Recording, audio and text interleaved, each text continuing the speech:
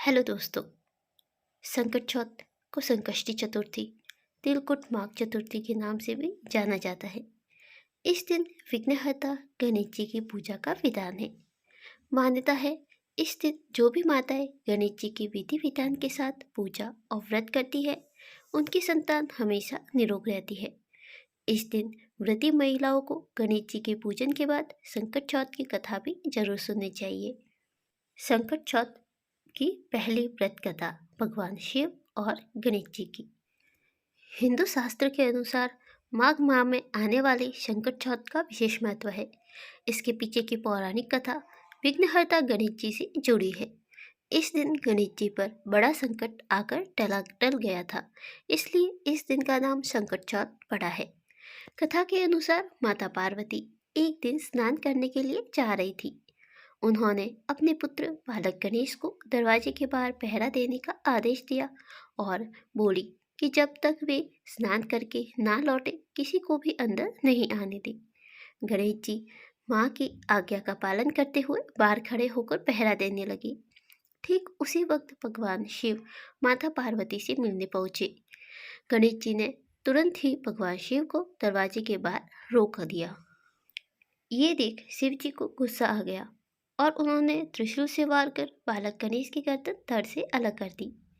इधर पार्वती जी ने बाहर से आ रही आवाज सुनी तो वो भागती हुई बाहर आई। पुत्र गणेश की कटी हुई गर्दन देख घबरा गई और शिव जी से अपने बेटे के प्राण वापस लाने की गुहार लगाने लगी। शिव जी ने माता पार्वती की बात मानते हुए गणेश जी को जीवन दान तो दे दिया, लेकिन गणेश जी की गर्दन की जगह एक हाथी के बच्चे का सिर लगाना पड़ा। उसी दिन से सभी महिलाएं अपने बच्चों की सलामती के लिए गणेश चतुर्थी का व्रत रखती है। संकट चौथ की दूसरी कथा कुम्हार। संकट चौथ की दूसरी कथा मिट्टी के बर्तन बनाने वाले एक कुम्हार से जुड़ी हुई है। कहानी के अनुसार एक राज्य में एक कुम्हार रहता था। एक दिन वह मिट्टी के बर्तन पकाने के लिए आग लगा रहा था।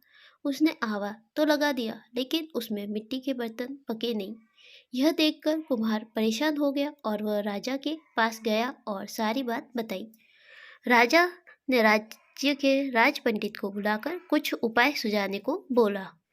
तब राज पंडित ने कहा कि यदि हर दिन गांव के एक एक घर से एक एक बच्चे की बलि दी जाए तो रोज आवा पकेगा। राजा ने आज्ञा दी कि पूरे नगर से हर दिन एक बच्चे की बलि दी जाएगी।